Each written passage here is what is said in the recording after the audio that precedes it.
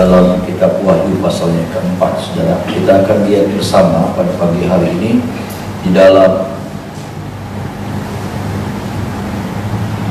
ayatnya yang ke-9, 10 dan 11, saudara. Ayat 9, 10 dan 11 sama-sama kita akan lihat bersama. Kita baca sama-sama, saudara. 1, 2, 3.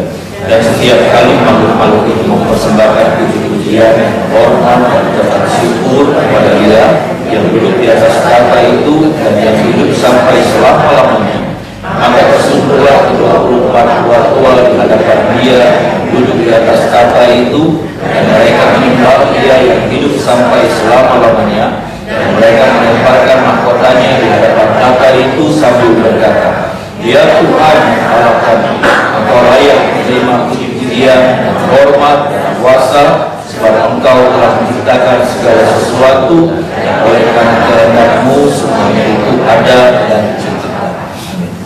Saudara, kita melihat bagaimana secara khusus bagi saudara Yohanes diundang oleh Tuhan melihat sorga, melihat kemuliaan sorga, ya. Dia bukan cuma dibukakan tentang apa yang akan terjadi di akhir zaman, tetapi dia melihat suasana sorga. Dia melihat apa aktivitas sorga, ya. Dia diperlihatkan tentang apa sih yang terjadi di sorga itu seperti apa, ya saudara. Dan kita melihat hal-hal seperti ini. Bagaimana dia melihat ada 24 tua-tua yang digambarkan. 24 tua-tua itu bukan malaikat, saudara, tetapi diperkirakan mereka adalah rasul-rasul yang pertama. Demikian pula rasul-rasul di akhir zaman, 12 rasul pada zaman Tuhan Yesus dan 12 rasul akhir zaman. Jadi ada 24 diperkirakannya seperti itu, saudara. Tetapi yang saya mau sampaikan kepada Bapak Ibu Saudara, bahwa kalau kita melihat pada ayat yang ke-9 sampai ayat yang ke-11, saudara, ada sesuatu yang dikerjakan di sana, ya, oleh 24 tua-tua ini. Ada yang dilakukan oleh 24 tua-tua di sorga.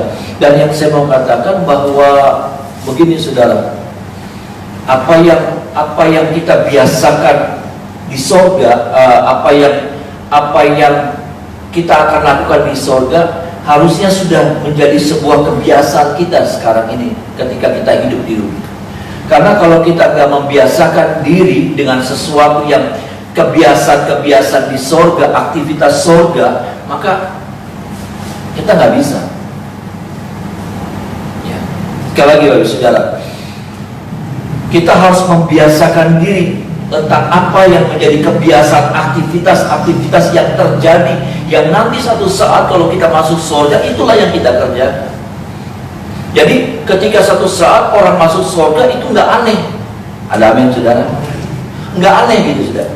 Ya, nggak pelanga-pelongo. Kita nggak boleh pelanga-pelongo. Kenapa? Karena apa yang dilakukan di surga sudah biasa kita lakukan dalam hidup ini. Bisa bilang amin, saudara?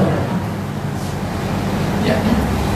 Nggak mungkin kalau kita nggak biasa melakukan hal seperti ini, maka kita akan masuk di dalam kemuliaan itu. Orang kalau mau kerja saja ada trainingnya dulu, saudara. Orang kalau mau masuk sesuatu harus membiasakan diri dulu. Dan saya percaya bahwa seperti itulah, saudara, aktivitas yang ada di surga harusnya juga harus menjadi aktivitas saya dan saudara dalam hidup ini, dalam kita menjalani hidup sehari-hari. Dan kita melihat bagian yang pertama, aktivitas yang ada di surga. Kalau sudah baca, saudaraku, ayat 9, sama-sama kita baca ayat yang ke-9, saudara. Ayat yang ke-9, saudara. 1, 2, 3. Dan setiap kali makhluk-makhluk itu mempersembahkan puji-pujian dan hormat dan ucapan syukur kepada Dia yang duduk di atas tahta itu dan yang hidup sampai selama-lamanya.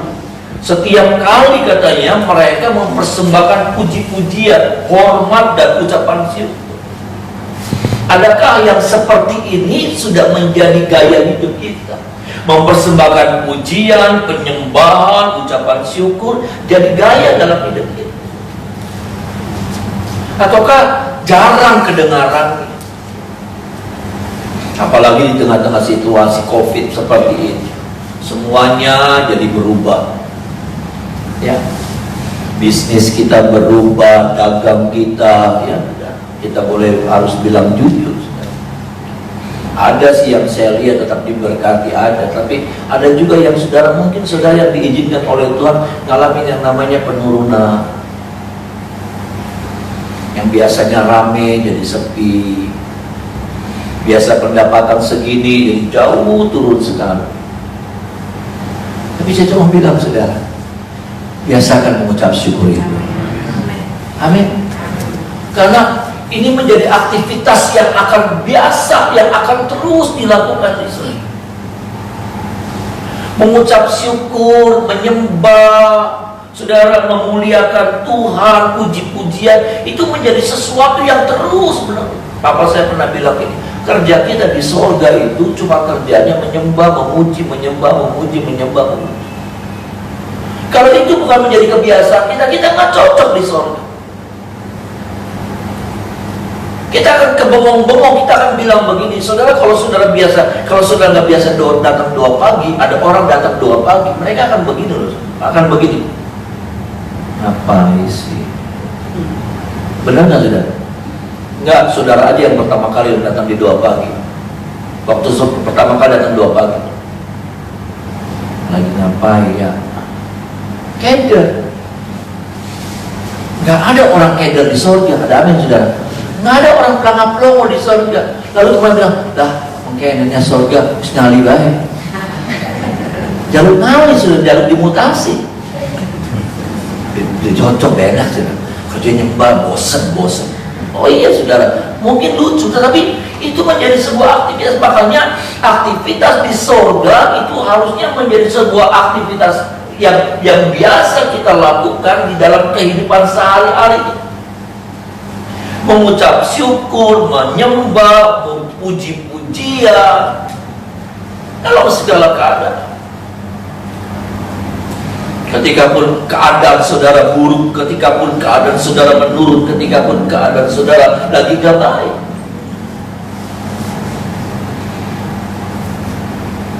ada amin saudara. Biarlah ini menjadi sesuatu yang mengingatkan kita lagi. Kalau kemarin kita sempat mengeluh, ya panjang mengeluhnya, hari-hari kita diisi sama mengeluh.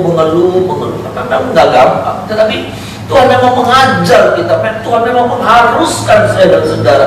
Untuk apa saudaraku? Menjalani kehidupan apapun yang kita hadapi dengan ucapan syukur kepada Tuhan. Karena saya percaya di dalam ucapan syukur itu mengundang mujizat Tuhan. Amin. Di dalam ucapan syukur itu mengundang mujizat Tuhan. Makanya ketika tembok Yeriko, orang Israel berhadapan dengan tembok Yeriko. Tembok apa? Tembok kemustahilan. Tembok apa? Tembok ketidakmungkinan. Tetapi mereka hadapi dengan apa? Dengan keluhan. Mereka hadapi dengan omelan. Mereka hadapi dengan puji-pujian. Ada amin saudara. Terjadi apa? Terjadi mujizat. Saya percaya cerita ini bukan cuma cerita tentang tembok Yeriko, tetapi ini menjadi cerita kesaksian banyak orang percaya. Ada amin saudara. Dan kalau saudara melakukannya dalam hidupmu, ketika kau berhadapan dengan tembok Yeriko, tembok ketidakmungkinan, tembok yang berdiri kokoh, sombong di depan saudara, masalah seperti tembok Yeriko yang berdiri petantang-petenteng di hadapan saudara. Tapi saya cuma mau bilang, hadapi itu dengan ucapan syukur, hadapi dengan puji-pujian, kau akan alami mujizat. Ada amin saudara. Mujizat akan terjadi. Bagian yang pertama ini saudara, kalau kita masuk pada bagian yang kedua, aktivitas yang biasa dilakukan, yang harusnya juga menjadi aktivitas kita saudara. Ayat yang ke-10, wajib saudara sama-sama kita baca ayat yang ke-10. 1, 2, 3. Maka bersyukurlah 24 tua-tua di hadapan Dia yang duduk di atas tahta itu, dan mereka menyembah Dia yang hidup sampai selama-lamanya, dan mereka melemparkan mahkotanya di hadapan tahta itu sambil berkata. Saudara bayangkan 24 tua-tua saudara, kalau itu memang benar mereka adalah 24 rasul, 24 orang rasul saudara, awal gereja dan akhir gereja, ya saudara, akhir zaman, maka 24 rasul-rasul ini adalah orang-orang hebat. Orang-orang yang ya hebat nih saudara, bukan cuma hebat dalam pelayanannya, tetapi hebat di dalam apa ya? Di dalam kesetiaannya, di dalam ketaatannya, di dalam sampai kemudian Tuhan percayakan mereka menjadi rasul-rasul, sampai mereka dipercayakan dengan segala karunia-karunia Roh Kudus yang melengkapi pelayanan mereka, sampai pelayanan mereka menjadi pelayanan yang besar, menjadi pelayanan yang memberkati bukan cuma segelintir orang, tetapi memberkati mungkin jutaan orang. Tetapi bagaimana kemudian saudara ketika mereka berhadapan dengan tahta hadirat Allah, apa yang mereka lakukan? Maka tersungkurlah ke-24 tua-tua di hadapan Dia yang duduk di atas tahta itu, dan mereka menyembah Dia yang hidup sampai selama-lamanya. Dan ini saudara, dan mereka apa saudara? Melemparkan mahkotanya di hadapan tahta itu. Mereka bukan cuma memuji, mereka bukan cuma menyembah, tetapi pada waktu mereka berhadapan di hadapan tahtanya Allah, berhadapan dengan Allah, mereka itu mendapatkan mahkota kemuliaan. Tetapi pada waktu mereka tersungkur, mereka lempar mahkota itu. Mereka merasa diri mereka enggak layak menerima mahkota itu. Mereka merasa enggak patut mereka mendapatkan mahkota itu. Terlalu hina mereka, enggak layak mereka mendapatkan mahkota itu.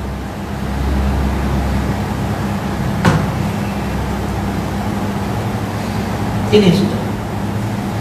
Ini juga yang menjadi hal yang harusnya menjadi sesuatu yang kita bangun, kita biasakan dalam diri kita untuk tidak mencari kehormatan manusia. Ada amin saudara? Kalau kita mengerjakan segala sesuatu, kita kerjakan karena kita mencintai Tuhan. Kalau kita menolong sesama karena apa? Karena kita mau jadi berkat, supaya Tuhan dipermuliakan lewat hidup kita. Ada amin saudara? Harusnya seperti itu. Enggak, ini bukan lagi klise-klise, enggak. Tetapi harusnya seperti itu gaya kita di dalam melayani Tuhan, dalam kita beribadah, dalam kita berbuat untuk Tuhan. Enggak cari sesuatu, enggak mengharapkan sesuatu, maaf saudara.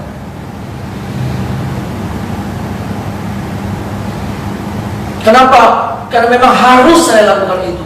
Kenapa? Karena memang saya harus kerjakan itu buat Tuhan. Karena Tuhan sudah terlalu baik buat saya. Ada amin saudara? Kalau saya bisa melakukan ini, saya bisa melakukan itu, toh itu karena Tuhan yang memampukan saya.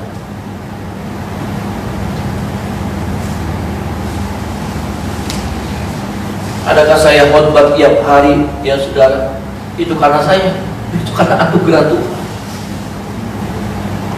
Anugerah Tuhan yang memampukan saya. Dan saya juga bilang, kalau sudah bisa melakukan ini dan melakukan itu buat Tuhan, itu juga karena anugerah Tuhan yang sudah memampukan saudara.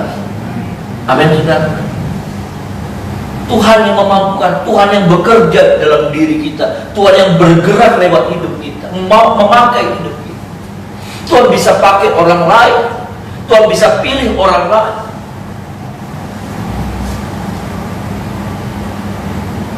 Bagaimana 24 tua-tua ini saudara, mereka ada di hadapan tahta Allah, mereka lempar mahkotanya. Mereka tak merasa layak. Mereka tahu siapa diri mereka masing-masing. Kalau mereka bisa buat sesuatu, itu semuanya karena anugerah Tuhan. Kenapa? Karena dalam kehidupan mereka di dunia, mereka terbiasa untuk tidak mencari kemuliaan. Mereka terbiasa mengerjakan segala sesuatu dengan hati yang lurus, dengan hati yang benar.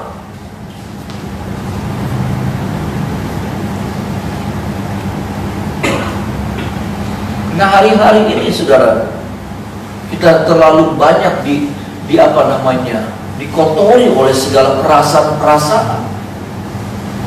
Sampai waktu kita mengerjakan segala sesuatu, motivasi kita sudah salah. Bukan dari kita mungkin, tetapi ada hal-hal yang coba masuk dalam kehidupan kita dan merusak motivasi kita, merusak hati kita.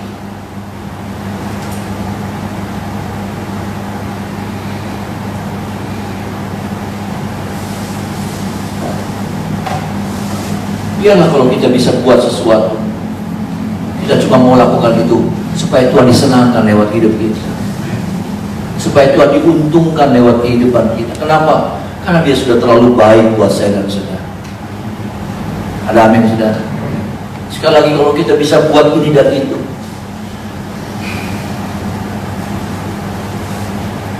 nggak tahu saudara, tapi saya tahu siapa saya. Ya. Saya tahu kemampuan saya sampai di mana. Saya tahu pengetahuan saya sampai di mana. Saya tahu. Kalau Tuhan pakai saya sampai hari ini, itu anugerah Tuhan. Anugerah Tuhan yang besar. Dan biarlah kita semua, saudara, ya saudara, kita membiasakan diri sampai seperti 24 tua-tua ini. Mereka nggak pernah merasa layak. Mereka nggak pernah merasa patut dapat mahkota itu. Sampai waktu itu mahkota itu sudah ada di atas kepala mereka. Mereka lempar mahkota.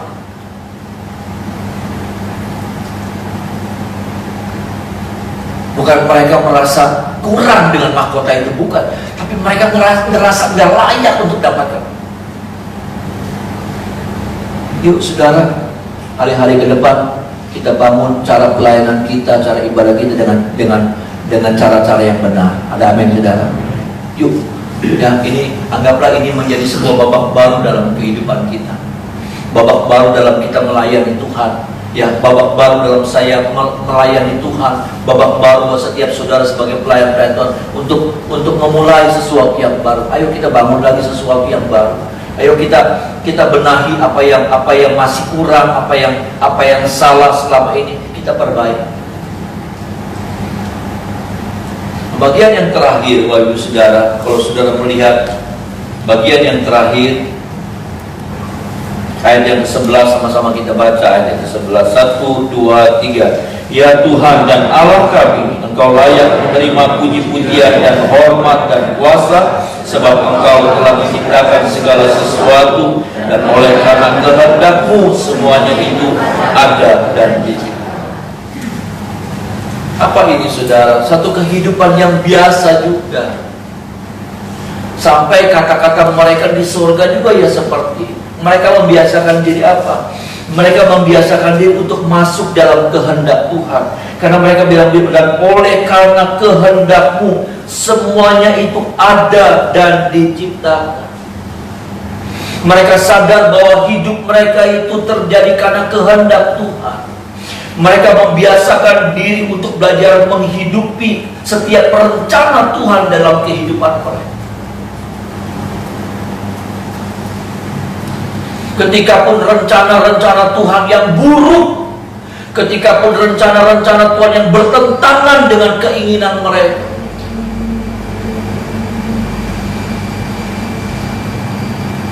saya percaya tiap-tiap saat kita berhadapan dengan keinginan-keinginan kita yang berbeda dengan keinginannya Tuhan.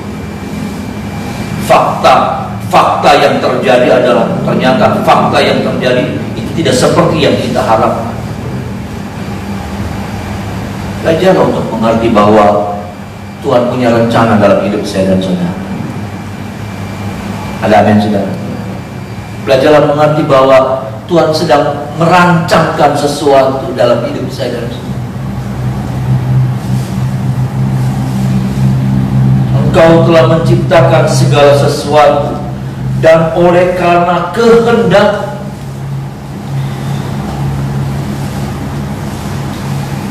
Dalam kitab Wahyu pasal yang pertama, saudara, ya, dalam kitab Wahyu pasal yang pertama, saudara, kalau tidak salah,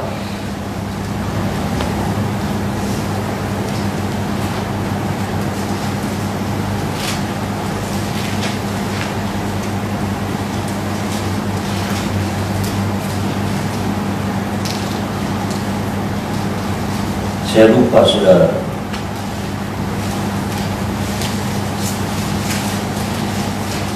Ya, ayat yang ke-9. Wahyu pasal pertama ayat yang ke-9. Sama-sama kita baca ayat ini. Wahyu pasal pertama ayat yang ke-9.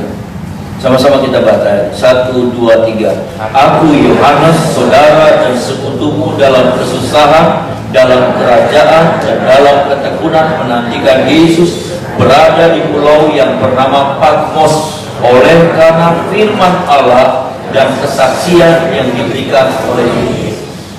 Di pasal itu, di Wahyu pasal pertama saya mengatakan Yohanes itu dibuang. Yohanes itu pertama kali ketika dia ditangkap di Roma, dia ditangkap lalu dihukum mati dengan cara apa? Digoreng, saudara. Dimasukkan ke dalam kuali, ya saudara, besar yang berisi minyak panas, lalu digoreng di situ, nggak mempan. Dia waktu dimasukin gitu, dia di wajah dia pikir kayak lagi main waterboom. Ya kan kayak gitu waterboom. Orang bingung lihat dia. Ya, dia berdiri, dia keluar gitu, saudara. Orang bingung, minyak panas digoreng, nggak mempan. Apa yang terjadi selanjutnya? Harusnya selesai sudah. Harusnya seperti Daniel, ya, masukin ke dalam gua singa, nggak dimakan sama singa. Orang pada mengakui Daniel, orang pada bersorak sama Daniel. Daniel diangkat lagi, tapi Yohanes enggak. Dia lepas dari penggorengan. Apa yang terjadi? Dia pikir, saudara, mungkin ya saudara, maaf, mungkin dia pikir, wah, jadi kesaksian, orang pada bertobat, Kaisar bertobat. Enggak loh, saudara. Kaisar bilang begini, buang ke Pulau Patmos. Itu pulau buangan, saudara. Itu pulau atom, itu pulau karang, nggak ada apa-apa di sana. Ya sekarang aja jadi tempat wisata. Tapi zaman itu pulau karang, namanya pulau karang, saudara. Pulau karang itu kalau saudara ke NTT itu pulau karang. Tanahnya tipis, gersang, panas. Tapi dia tahu dia kesana karena rencana Tuhan. Ada amin, saudara? Karena ada sesuatu yang Tuhan mau buat dalam hidupnya Yohanes. Apa itu? Tuhan mau menghususkan Yohanes untuk apa? Untuk dibukakan sebuah rahasia besar tentang apa? Tentang akhir zaman, tentang kerajaan Allah. Enak dia di Patmos? Nggak enak. Tapi dia tahu Tuhan punya sebuah rencana besar dalam hidup. Dan saya harus bilang juga, dalam setiap rencana Tuhan, Tuhan selalu punya rencana besar dalam hidup saudara dan saya. Amin. Dia nggak pernah ngisengin saudara. Dia nggak pernah buat lalu nggak punya rencana, asal-asalan gitu. Dia itu terstruktur. Allah itu Allah yang terstruktur. Allah itu Allah yang terencana, terancang segala sesuatu. Kalau saudara melihat bagaimana Allah itu Allah yang bekerja secara spesifik. Saudara lihat dalam kitab Kejadian penciptaan, saudara, penciptaan alam semesta raya, hari pertama, hari kedua, hari ketiga, itu berurutannya bagus sekali. Allah tuh nggak sembarangan. Pak pengennya keluar, Pak pengennya jadi, enggak. Tapi Allah tuh merancang segala sesuatunya sempurna. Dia nggak bikin waktu alam semesta kacau balau, tofu fabohu, ya. Lalu kemudian jadilah ikan. Jadi ikan ada di mana-mana. Enggak kan, saudara? Ya, jadilah apa, tumbuh-tumbuhan. Waktu kacau balau ada tumbuh-tumbuhan, makin leptek, makin terbang-terbangan. Enggak. Artinya apa? Allah itu Allah yang terencana. Ada amin, saudara? Allah itu Allah yang perancang sempurna.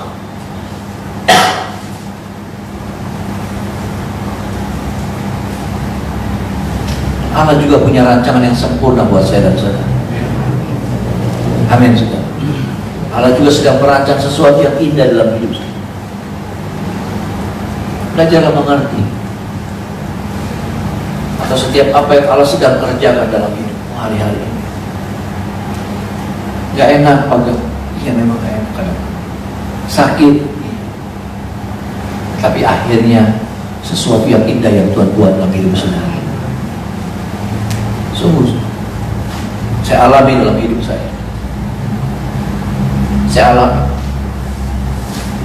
Bahkan saya baru harus berkata begini, setiap ada kejadian hebat yang terjadi dalam hidup saya, ya, ada kejadian luar biasa yang terjadi dalam hidup saya, Maka saya harus ingat begitu, saya harus bilang begitu, Tuhan lagi buat sesuatu yang hebat dalam diri kamu. Ada sebuah peristiwa yang menyakitkan kah, bagaimanakah? Saya harus bilang, karena selalunya begitu sudah. Allah baik buat kita, amin saudara. Tuhan teramat baik buat saya dan saudara. Belajar mengerti hal yang seperti ini, sehingga hari-hari ke depan kita enjoy dalam menjalani hidup. Ada amin saudara. Kita gak kebel tuh sudah. Aduh, kalau kita belajar berserah sama Tuhan, bukan pasrah dalam kehidupan, bukan, tapi berserah kepada Tuhan, kita enjoy dalam menjalani hidup ini. Kita enjoy. Kenapa? Ya nggak enak, tapi kita udah tahu ujungnya pasti indah. Ada amin saudara. Nggak enak, rusak, gelap, tapi kita percaya, kita jalani aja, pasti ujungnya gilang gemilang, kemuliaan Tuhan dinyatakan buat saya dan saudara. Mari kita menyembah Tuhan.